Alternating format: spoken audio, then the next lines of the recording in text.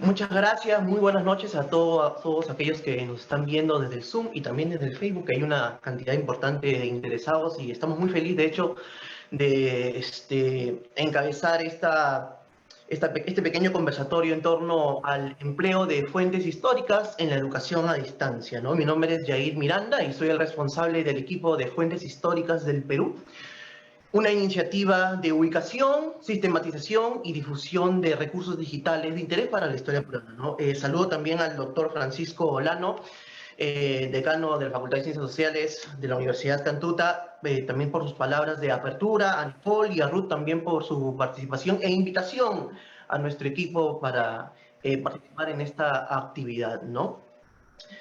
Que todos conocemos qué es la historia. La historia es una ciencia social que estudia al hombre en sociedad a través del tiempo de la historia.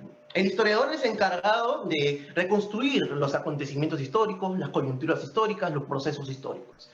Pero para ello emplea una serie de recursos, las fuentes históricas, que existen de muchos tipos, primarias, secundarias, orales, escritas, monumentales, arqueológicas, etc. En los últimos años, estos recursos han ido digitalizándose por diversas instituciones, sean nacionales, extranjeras, lo cual ha acercado las fuentes históricas tanto al especialista como al interesado en general. Pero son tantas las fuentes que se están digitalizando hoy día que a veces abruma un poco, es un mar de información. Es ahí como el 24 de abril del 2020, en medio de esta pandemia que aún estamos todavía en medio de ella, nació la iniciativa de Fuentes Históricas del Perú.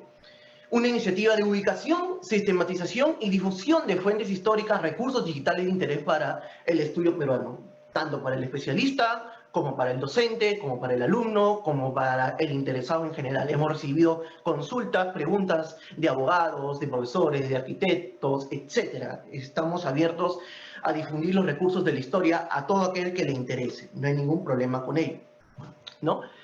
Fuentes Históricas nació como una iniciativa voluntaria. Somos jóvenes historiadores, la mayoría con algunos años de experiencia en la educación, como profesores de repente, por lo que también esta charla tendrá un poco de nuestra experiencia como fuentes históricas, pero también un poco como nuestra experiencia en la educación, ¿no?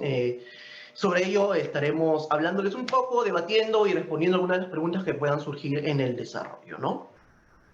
Nuestro equipo está conformado por 9 personas, que son historiadores de la Universidad Nacional Mayor de San Marcos, de la Universidad Federico Villarreal y de la Universidad Nacional de Trujillo, ¿no? Los nombro rápidamente: Yair Miranda, quien les habla, el responsable del equipo; Carlos Paredes Hernández, Erika Caballero Liñán, que van a estar en este conversatorio el día de hoy, ¿no? Paula Pacana Puquio, Isabel Quispe, que también va a estar, Alberto Quispe Casamayor, Junior Velázquez Chero, Francisco Camacho Mejía y Pedro Enríquez Cara, que también estará en este conversatorio, ¿no? ¿Cuáles son nuestros objetivos? Ya lo hemos resumido en esta introducción, ¿no? Ubicar, sistematizar y difundir los recursos digitales para el estudio de la historia del Perú.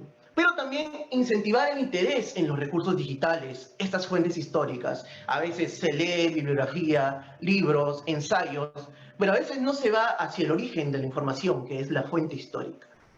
También buscamos promover el trabajo colaborativo para la investigación y la difusión de estos recursos, por lo que no solamente iniciaremos con historiadores, sino nos gustaría y queremos seguir trabajando con educadores, por ejemplo, para construir estos puentes entre historia y educación que son tan necesarios.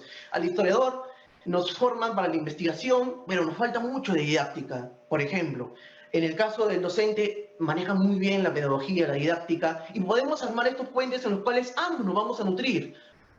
Por un lado la didáctica, por un lado el estudio de las fuentes históricas, por ejemplo, ¿no?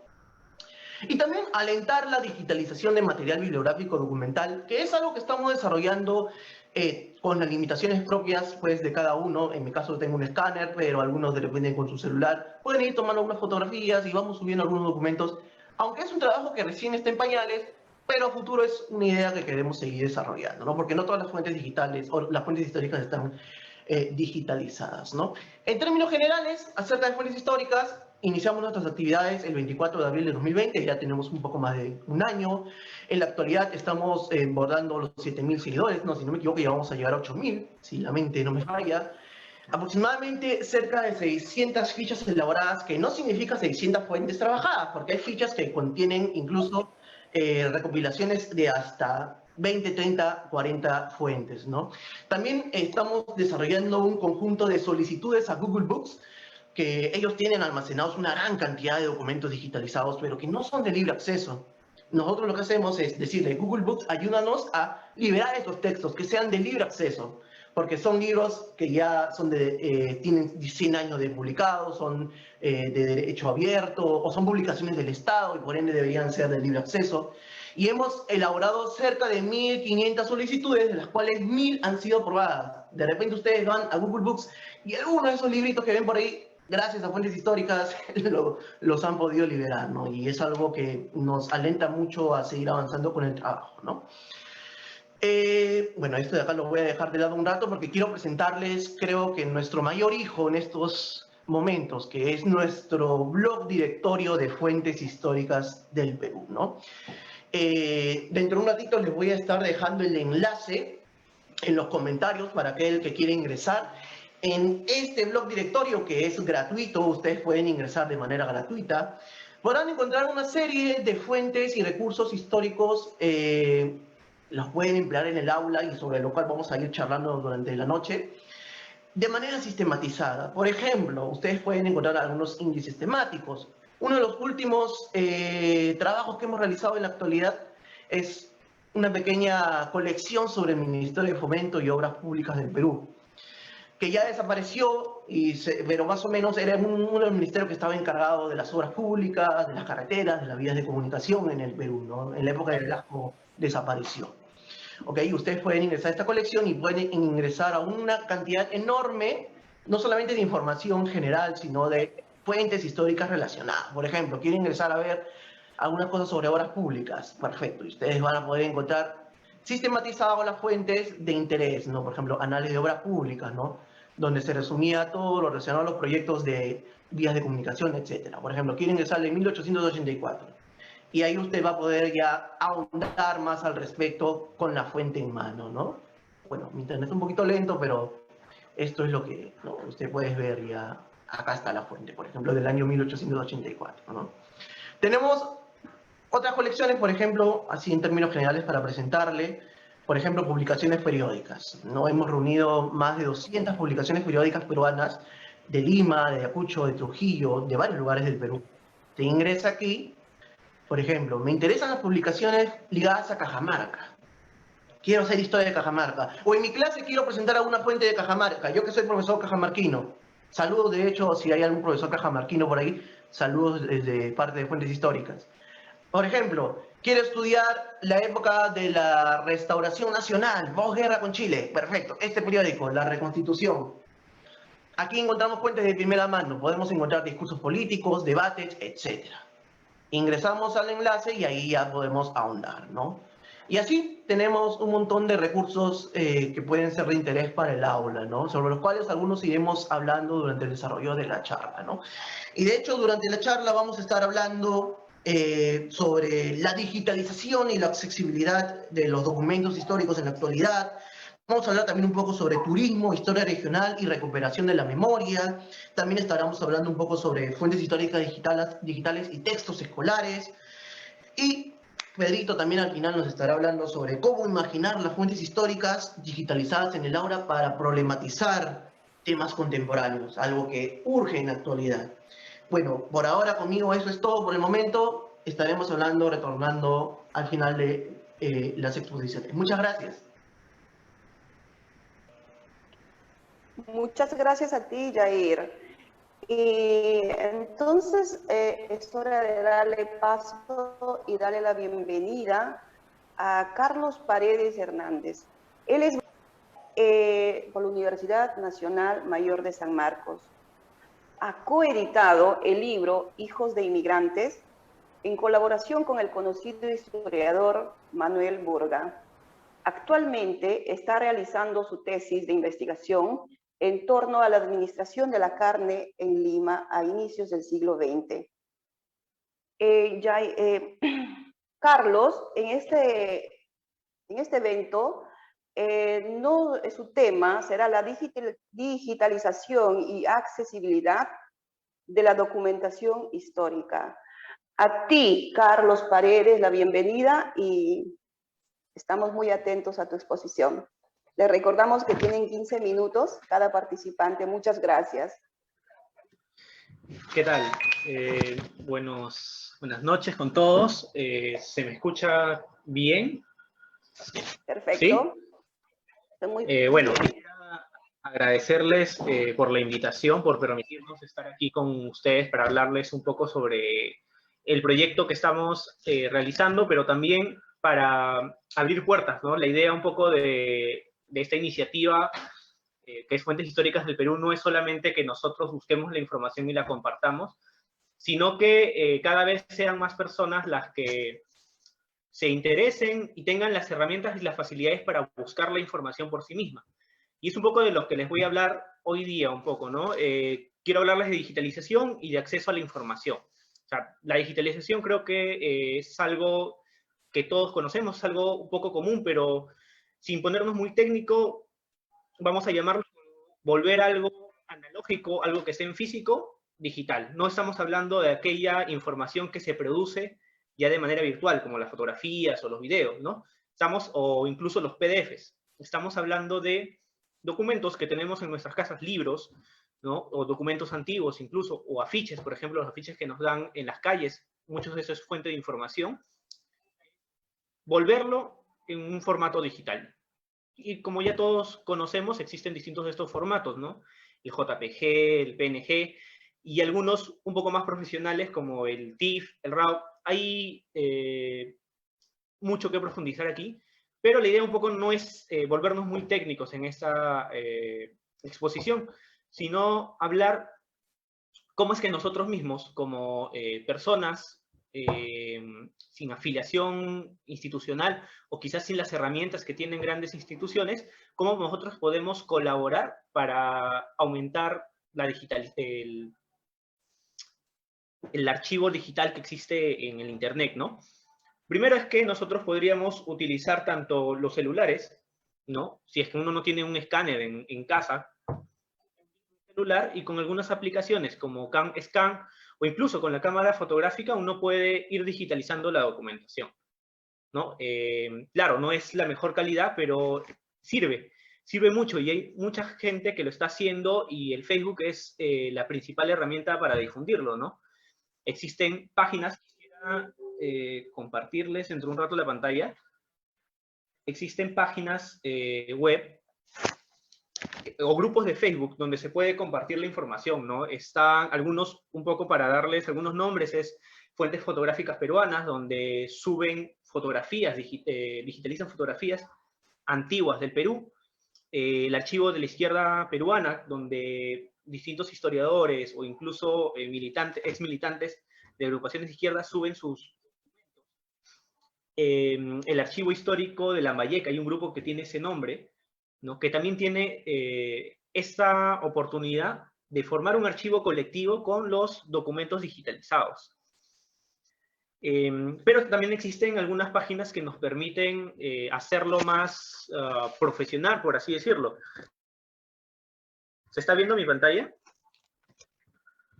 Una página muy interesante, por ejemplo, para subir imágenes, hay quienes usan Instagram, es Flickr, que nos permite, bueno, mi internet está un poco lento, así que van a demorar a ver, nos permite subir imágenes, gran cantidad de imágenes, y nos permite describirlos, que es el principal problema que nos vamos a enfrentar. Aquí está. Bueno, mientras va entrando, voy comentándoles. Uno de los grandes problemas que nosotros nos enfrentamos como usuarios, como profesores, como investigadores, es que la Internet es inmensa, ¿no? Si quieren cifras, o sea, la Internet llega a lo que es un zettabyte, que son como un billón de gigabytes, o sea, es enorme, y siempre, cada segundo se está creando un montón de información. Y quienes tienen experiencia en archivos, en archivística o en ciencias de la información, sabrán que un problema muy importante es que de nada sirve tener mucha información si nosotros no sabemos cómo clasificarla, cómo encontrarla, ¿no? Si tienes una ciudad entera con miles de bibliotecas, si tú no tienes un catálogo, es por las puras, ¿no? No vas a tener esa información. Entonces, aquí viene un poco nuestra actividad como equipo, encontrar estas páginas, ¿no? Por ejemplo, Flickr es una página para encontrar fotografías, principalmente. Pero están repositorios internacionales como HathiTrust, que es un proyecto colaborativo entre distintas universidades, especialmente estadounidenses, donde estas universidades han digitalizado documentación y han formado un archivo colectivo, de cierta manera. ¿Cuál es el tema con este tipo de repositorios? ¿No? Este tipo de repositorios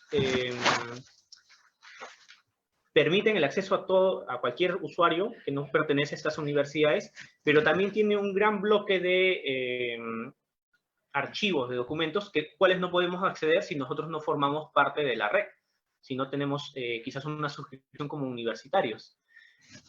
Igual existen otras iniciativas más plurales, como el Internet Archive, donde incluso nosotros como usuarios, como personas, podemos digitalizar documentos y subirlo, que es, por ejemplo, un proyecto que nosotros estamos haciendo como fuentes históricas, que lo poco que podemos digitalizar lo estamos subiendo a esta plataforma.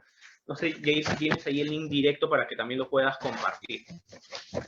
Esto nos invita a pensar una serie de problemáticas que tenemos como usuarios de Internet, como investigadores, como docentes, que es el tema de los derechos de autor, ¿no? Estar en Internet o incluso trabajar con documentos digitalizados genera algo que se llama la democratización del acceso a la información, ¿no? Antes era muy complicado acceder a documentos. Quizás el mayor ejemplo son con objetos físicos, con libros físicos, uno está limitado no solamente en tiempo, un horario, sino a determinadas bibliotecas que están cerca a uno. Y en el Perú, por ejemplo, las bibliotecas privadas, de universidades privadas, suelen ser las que están mejor preparadas, con mejores documentos, pero también las que más restringe el acceso a las personas. Entonces, esto hay un estudio, incluso Nureña, un investigador, hizo un pequeño estudio sobre qué tan difícil es acceder a bibliotecas privadas en Lima. Pero que todo esté en Internet, más bien nos permite o nos facilita el acceso, democratiza el acceso a la información. Ya no existe un único ejemplar al que distintas personas, o al que muy pocas personas pueden acceder, sino existen infinidad de copias que están en Internet y pueden ser consultadas en cualquier momento. Ahora, esto también genera problemas como los derechos de autor, incluso sobre la piratería, que es un tema harto conocido. Nosotros como equipos estamos más bien alentando o queremos impulsar que acceder a repositorios que sean de acceso libre, que no tengan ningún tipo de límite para poder acceder a su documentación, y estamos dejando de lado un poco a estos repositorios que suelen restringir, y uno entiende por qué, ¿no?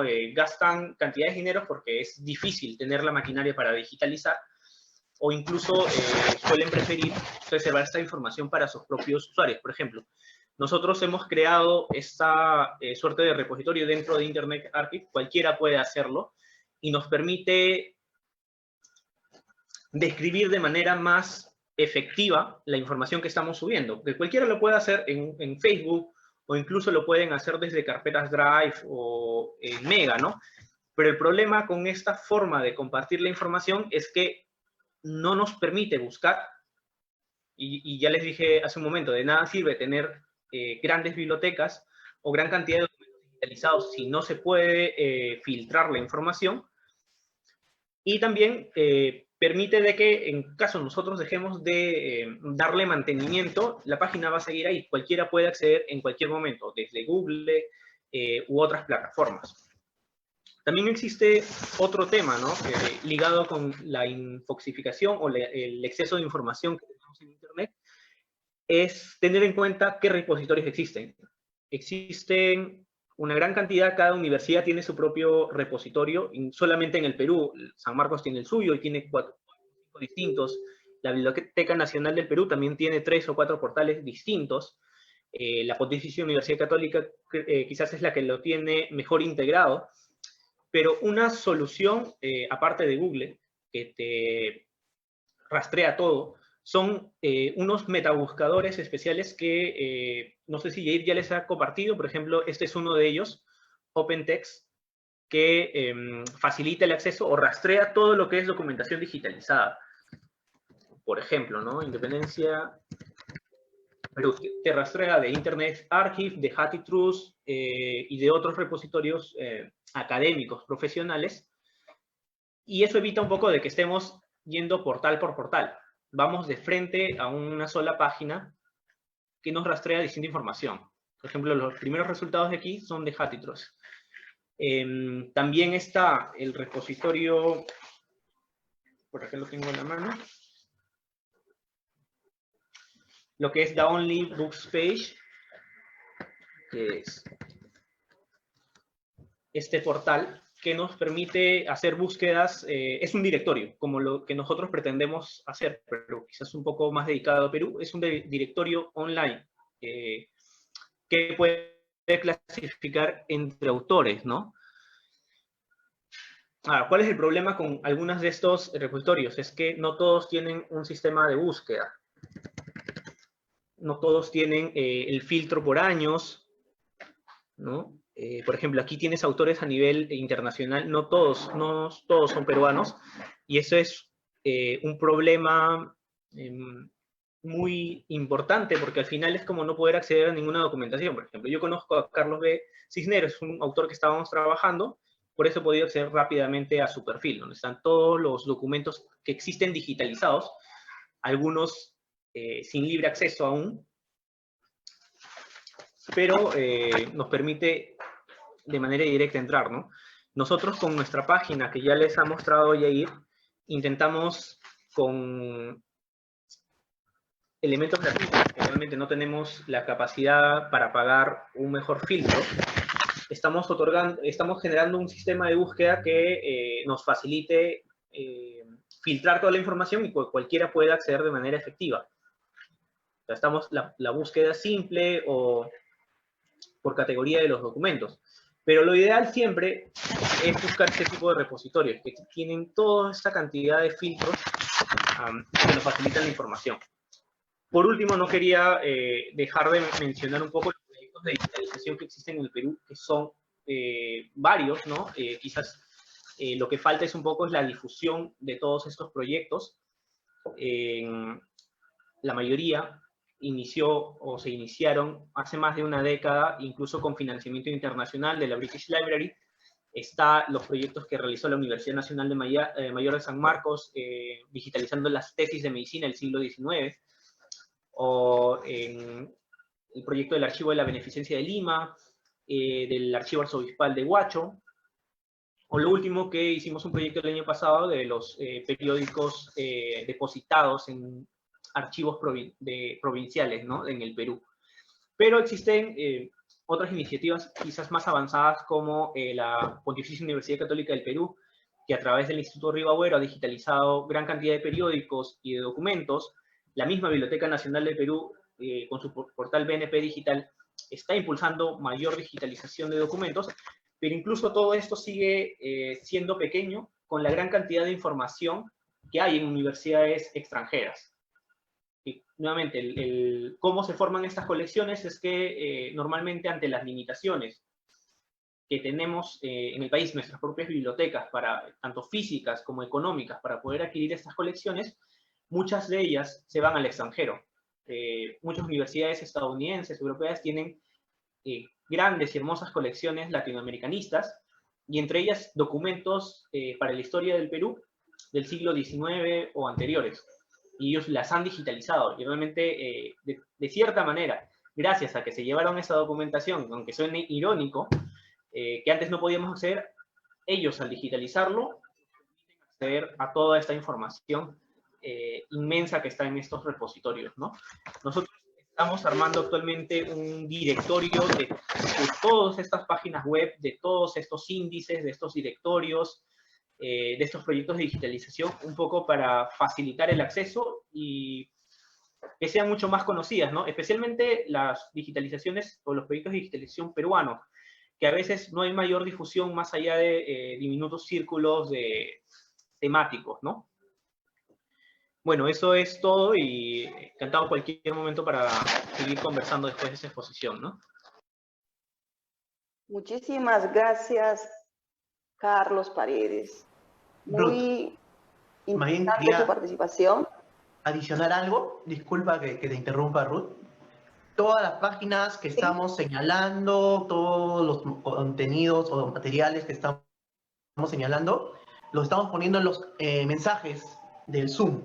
Así que todos pueden acceder a todo lo que hablamos, ¿no? Así que anoten porque esos enlaces son valiosísimos, la verdad. Disculpa que te interrumpa, bien. Continúa. No, perfecto. Quería también señalar eso, que gracias por su valiosa información de las fuentes digitales, que va a ser de mucho, digamos, de mucha ayuda a todos, padres de familia, estudiantes, docentes.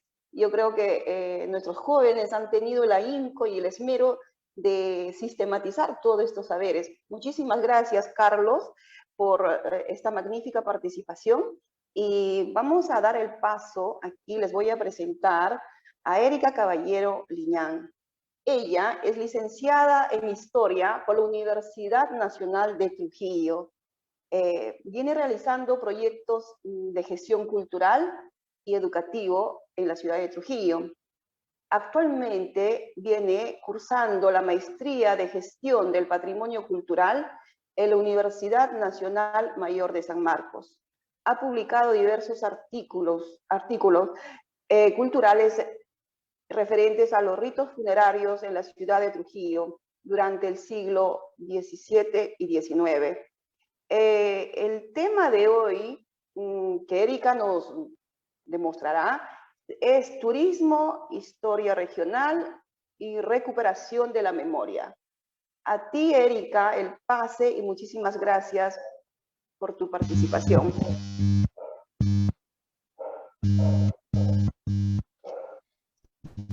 Bienvenida, Erika. Buenas noches a todos. Gracias a ustedes por la invitación.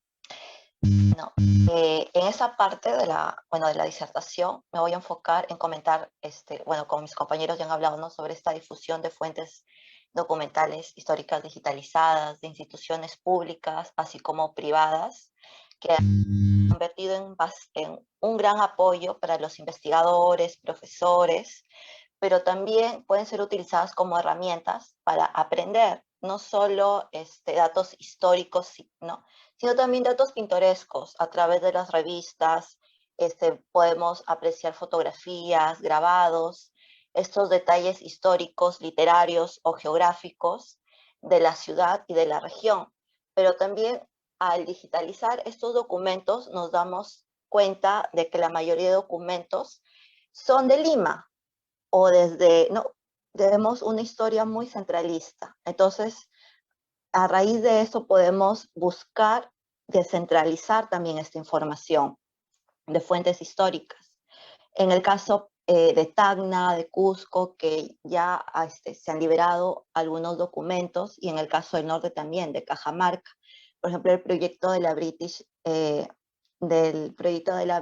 que también han realizado esa digitalización de periódicos del archivo de Lambayeque, ¿no?, que se han encontrado ahí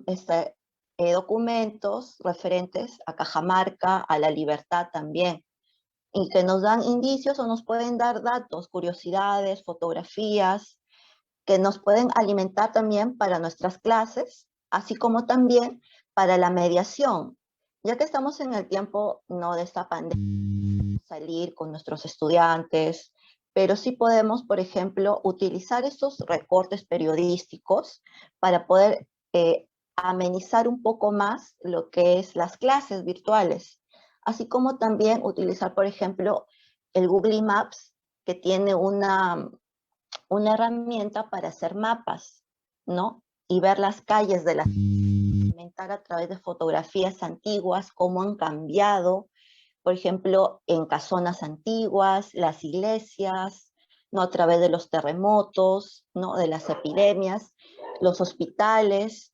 Entonces, ahí vemos la utilización de estas fuentes como herramientas para la educación y también para una historia local y para rememorar una identidad regional.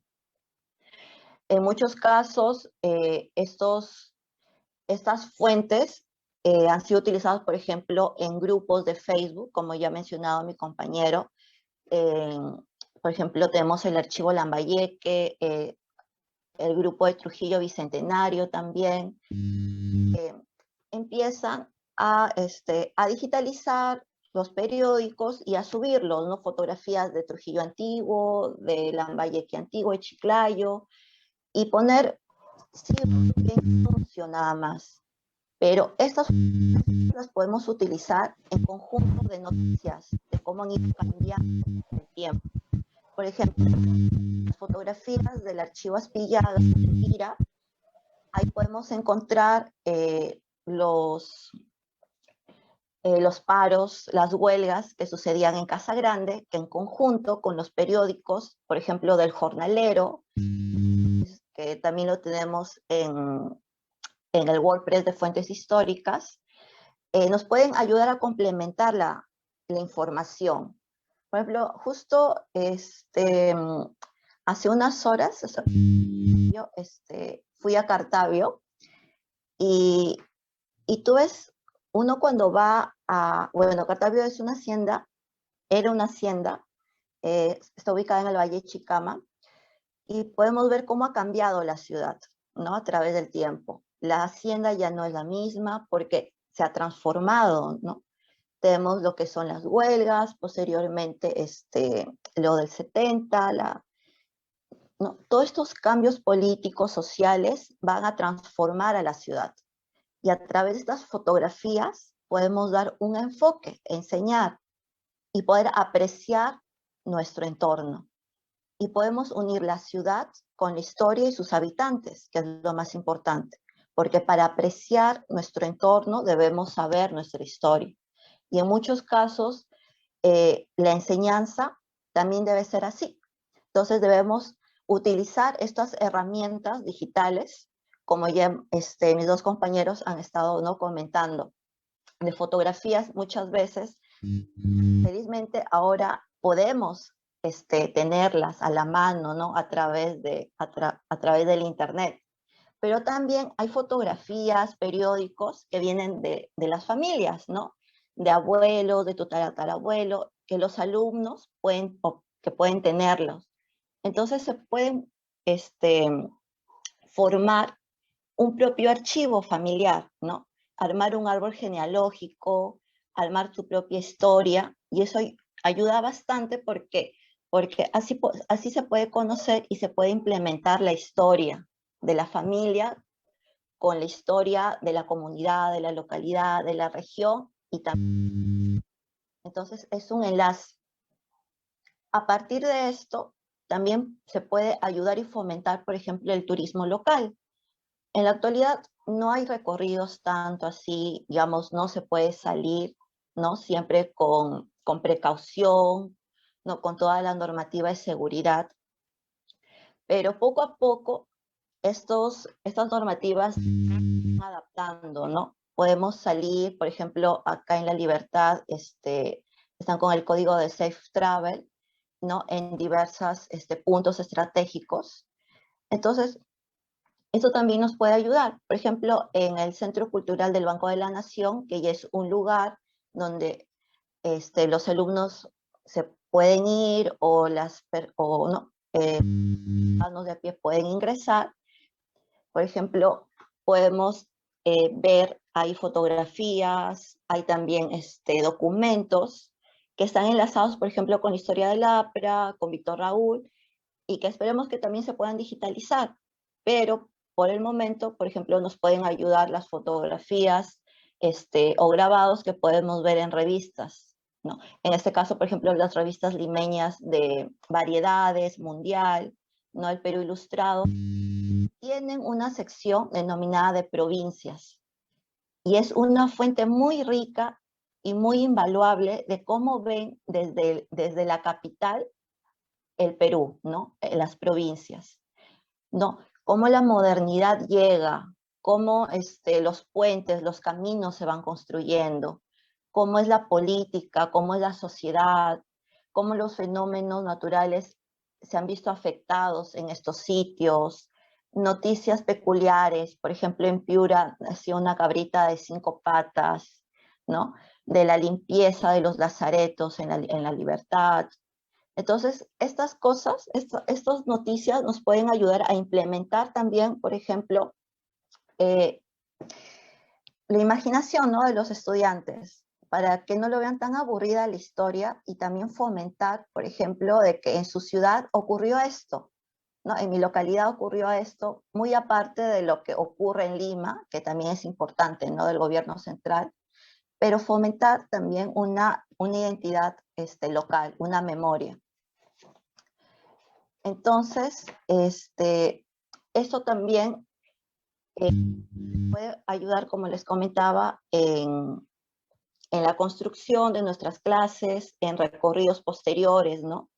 Ya que ahora el turismo está un poco estancado, pero poco a poco podemos fomentarlo. Por ejemplo, armar a través de fotografías antiguas diversas calles de la ciudad, ¿no? Y que pueden apoyarnos. Por ejemplo, en Trujillo ya se vienen realizando, bueno, ya hay diversas instituciones culturales como Ciudad Postal, Visiteca Trujillo, ¿no? Que ellos, antes de la pandemia, han estado en diversos sitios de la ciudad. Por ejemplo, el Mercado Central con Ciudad Postal, Visiteca Trujillo en la Plazuela Donovan, y que han ayudado a conservar ese espacio, ¿no? Le han dado vida a ese espacio. Y por lo tanto, también las personas que van o visitan, por ejemplo, Visiteca, se han sentido atraídas por esta plazuela, ¿no? Donde está el héroe trujillano de la guerra con Chile, quién es él, ¿no? Cómo era la ciudad antes, porque también ahí está la iglesia de la Merced, que está derrumbándose poco a poco, y quieren saber un poco más. Entonces, a través de las fotografías antiguas que yo he podido encontrar y que les he pasado, han podido conectarse un poco más con este espacio y revalorarlo. Entonces, nosotros también podemos hacer lo mismo. No, también desde el plan turístico, pero también desde el plan educativo. Por ejemplo, si nuestro colegio o institución educativa o nuestro centro cultural está cerca, por ejemplo, de una casona, está cerca de alguna huaca, tratar de buscar esa historia, ¿no? En fuentes históricas, en el WordPress, tenemos un buscador donde puedes ingresar, por ejemplo, La Libertad, Cajamarca, Lambayeque, y te va a jalar todos los documentos referentes a ello, ¿no? En el caso de La Libertad podemos encontrar, por ejemplo, desde la costa a la Sierra de la Libertad, almanaques. Entonces, eso nos complementa esta información un poco que ha sido abandonada en la mayoría de veces, porque también los archivos, bibliotecas en provincias están abandonadas o son restringidas para acceso público. El caso de la Biblioteca Municipal de Trujillo, que lo han movido a la piscina y que ahora no sé si se puede ingresar o no. Entonces, ese es un problema. Entonces, para poder leer libros, revistas, tenemos que ir, por ejemplo, al Internet, buscar a través de estos grupos, como les comentaba, por ejemplo, el grupo de Trujillo Bicentenario, y felizmente, a través de fuentes históricas, hemos podido descentralizar esta información para ustedes. Y esperemos que también lo utilicen con bastante aprecio, porque es muy fundamental y es muy importante poder fomentar esta memoria, ya que tenemos que conocer nuestro pasado para poder valorar nuestro futuro y poder mejorar. Bueno, eso sería todo. Espero que les haya gustado. Gracias. Magnífica, Erika. Felicitaciones. Y aquí tendría que mencionar el discurso que un día un presidente italiano lo dijo, ¿no?, a su pueblo. La historia somos nosotros, ¿no? La historia somos nosotros y la estamos haciendo cada uno de nosotros. y cuán importante es la memoria histórica en los pueblos. Muchísimas gracias, Erika, porque nos has llamado a la reflexión y a la valoración de nuestra cultura y de nuestro patrimonio cultural. Bien, dicho esto, voy a dar también la bienvenida a Isabel Quispe Tacuse. Ella es bachiller en Ciencias Sociales, especialidad Historia, por la Universidad Nacional Mayor de San Marcos. Ella es interesada en temas de coyuntura y la investigación histórica en las áreas de educación, género, política y política social. En esta ocasión, ella disertará sobre el tema fuentes históricas digitalizadas y textos escolares. A ti, bienvenida Isabel, muy ansiosos de saber con tu participación. ¿Qué tal? Buenas, ¿se me escucha? Sí. Perfecto. Buenas noches con todos los presentes. En esta oportunidad voy a compartir mi diapositiva para la exposición. A ver.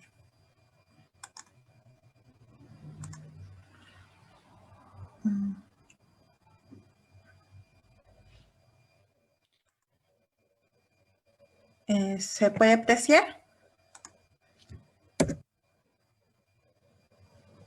Ok. Sí, perfecto. Adelante. Ya. Bueno, ¿qué tal? Buenas noches con todos. En esta oportunidad, el tema a exponer es fuentes históricas digitalizadas y textos escolares. Primeramente voy a iniciar con una especie de diagnóstico respecto a lo que vendría a ser la enseñanza de la historia. En los últimos años se ha visto que ha habido un cambio en cuanto a la narrativa y la forma en cómo se ha enseñado la historia en los colegios. Décadas anteriores al presente siglo, hasta la última década, se solía recurrir a una enseñanza lineal y memorística en la cual primaba más la exposición de datos antes que la contrastación de estos. También se tomaba como autoridad la interpretación de un solo historiador o de un grupo selecto de los mismos. Y el resultado concreto de esto era el libro o el manual de historia para todos los grados, ¿no? Textos como quizá la mayoría de los presentes han sido formados, ¿no? Con textos de Pasoldán, Lorente, Basagre, Fresco, Tauro del Pino, Pons Muso, o los libros de Escuela Nueva, ¿no? Que han sido por años, por largos años, la versión oficial de la historia en la enseñanza. Ahora, con estos nuevos tiempos, hay una especialización y diversificación de la temática de la historia, y es más común observar el uso de más libros, más bibliografía y la interpretación de distintos historiadores, ya no solo recurrir a uno, ¿no? Para la redacción de textos escolares. Actualmente, el Minedu ha ido implementando el uso de fuentes en sus textos para alumnos de secundaria, fuentes tanto como primarias y secundarias, y también la exploración de nuevas temáticas antes no tan abordadas, como por ejemplo el papel de la mujer en la historia y de distintos grupos sociales excluidos en el discurso histórico hegemónico. En este punto, ¿no? Por ejemplo, lo que vendría a ser, antes nosotros, la enseñanza de historia se basaba en los grandes personajes, regularmente hombres, o hombres y de clase social alta. Ahora no, ahora hay una oleada de querer enseñar un poco más sobre grupos excluidos, como mujeres, afrodescendientes, indígenas, mestizos, ir ahondando más ello, ¿no?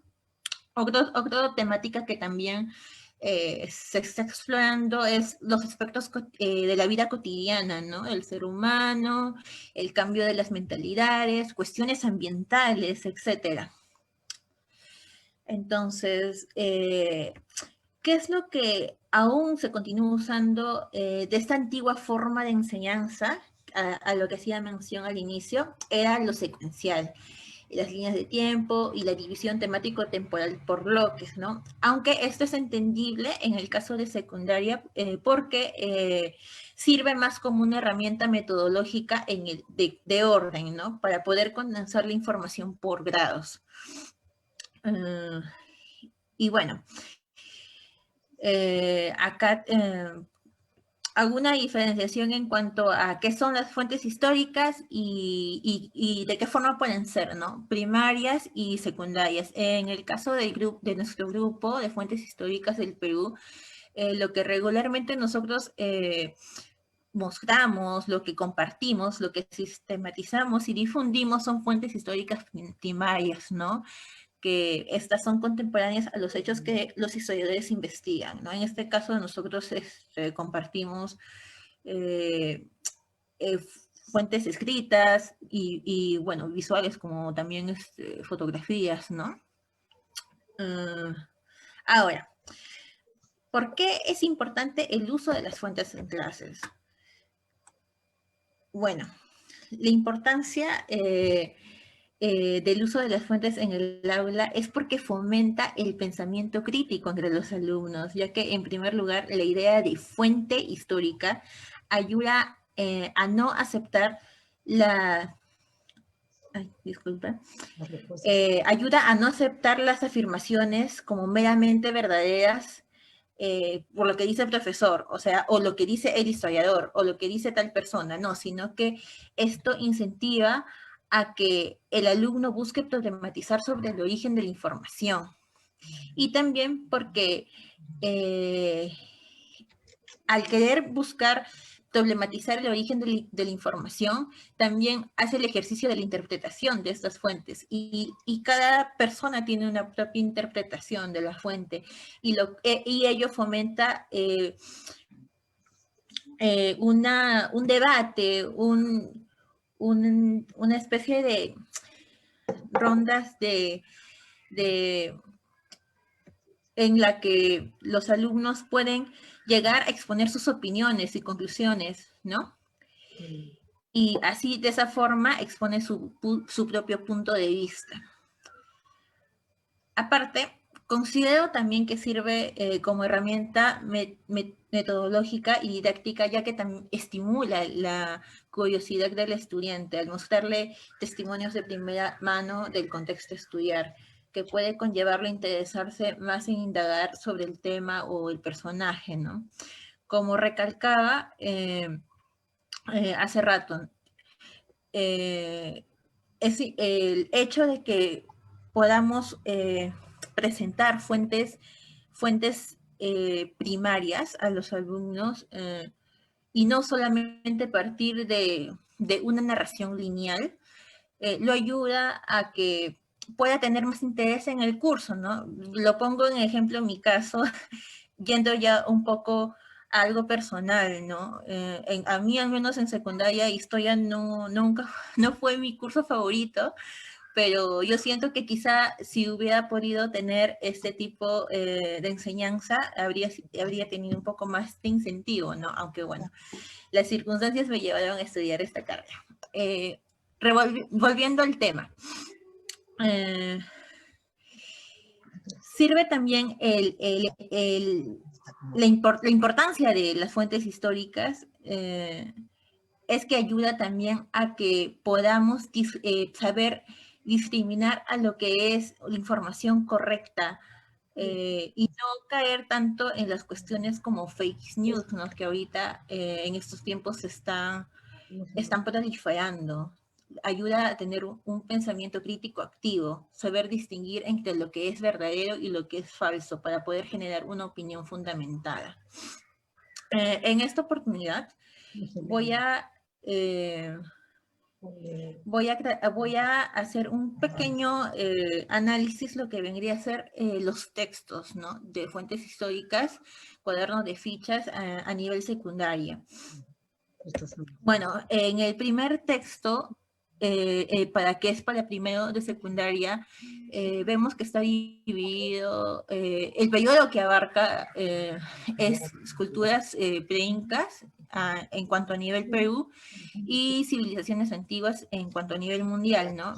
Basándonos solamente en lo que es cuestiones de historia del Perú, el temario que expone el libro son aspectos políticos, económicos, sociales y culturales de cada grupo humano, que esto ya es algo, una temática regular en cada texto. Algo nuevo, algo que al menos he visto que está abarcando, es lo que vendría a ser la vida cotidiana y las actividades diversas entre hombres y mujeres. Recalca también el rol de las mujeres, en este caso con la diosa Luna, y el concepto de muerte y rituales funerarios, ¿no? Y también el uso de fuentes, ¿no? Como en este caso, para este periodo de tiempo, lo más común que es iconografía, cerámica, petroglifos, dibujos, etc.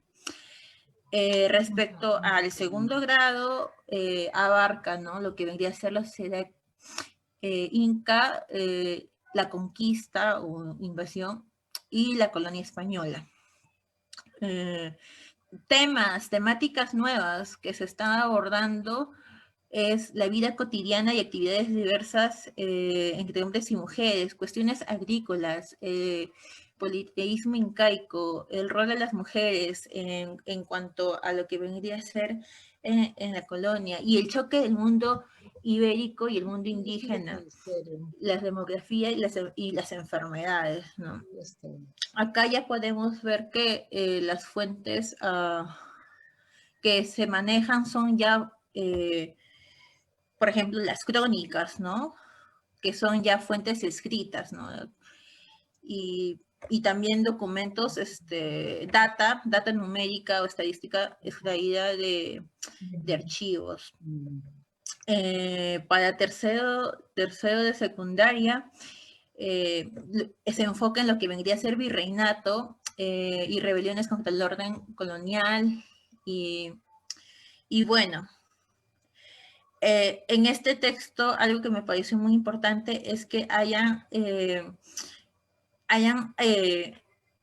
ahondado en lo que vendría a ser, justo que es uno de los primeros capítulos, es los ideales de la sociedad virreinal, las cuestiones de honor, la limpieza de sangre, la posición de las mujeres en la sociedad virreinal, una comparación transversal en lo que vendría a ser el virreinato del Perú y de Nueva España, que es el caso de México, el acceso a la educación desde un aspecto social y de género, y las fuentes, ¿no? En este caso, se va diversificando más, ¿no? Como pinturas, acuarelas, óleos, textos de la época que están ahí adjuntos, fotografías, grabados. Considero que el texto para cuarto grado es uno de los textos más provechosos que en cuanto a data que presenta, ¿no? Y justo es el periodo de la independencia y los primeros años de la República, la era del guano, Guerra del Pacífico, Reconstrucción Nacional y explotación del caucho. O sea, prácticamente lo que vendría a ser el siglo XIX y parte de inicios del siglo XX. Igual, temas nuevos que han ido abordando respecto a lo que vendría a ser quizá lo que antes se enseñaba, el papel de los afrodescendientes durante la independencia, el papel de las mujeres en la independencia durante la guerra con Chile, y por ejemplo la resistencia en la sierra, ¿no? Con Cáceres, ¿no? Y por ejemplo, otro tema importante es la convivencia entre chilenos y peruanos durante la invasión a Lima. Esta convivencia que terminó en matrimonios entre peruanas y chilenos. y también la explotación de indígenas de la selva durante la era del caucho. Y me pareció un punto importante recalcar, es que acá en este texto se añade un debate historiográfico que también nosotros, como parte del pregrado en historia, lo estudiamos, ¿no? La independencia del Perú.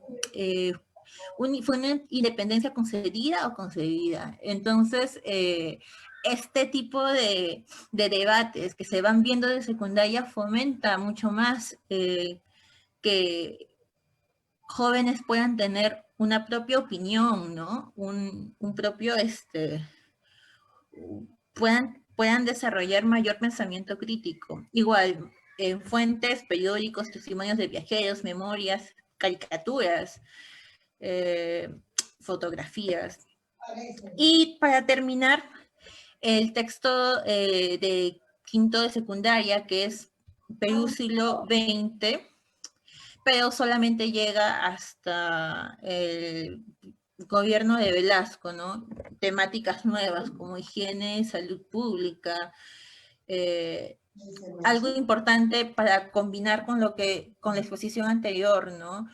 Ir más a lo local, a lo distrital, ¿no? Cuando por ejemplo, cuando se estudia el fenómeno migratorio hacia Lima a mediados del siglo XX y cómo va apareciendo nuevos distritos, una nueva urbanística, que sería bueno que también se puedan desarrollar los profesores en las clases, ¿no? Y bueno, prácticamente para condensar todo, y disculpen si me he pasado un poquito de tiempo, es que la diversidad temática ahora en estos textos es muy amplia y muy provechosa para nutrir el conocimiento histórico del alumno y no solamente llenar de datos, sino también hacerle comprender cómo hemos ido evolucionando a lo largo de la historia y lo que nos ha llevado a ser a lo que somos ahora, ¿no? Es por eso que el uso de fuentes incentiva que el alumno contraste data, elabore hipótesis, reflexiones, haga comparaciones y se formulen nuevas preguntas para una mejor comprensión de los aspectos sociales, políticos, económicos y culturales del país. Y desde fuentes históricas, nosotros buscamos servir como un repositorio digital para complementar esa enseñanza de la historia en los distintos niveles. Muchas gracias.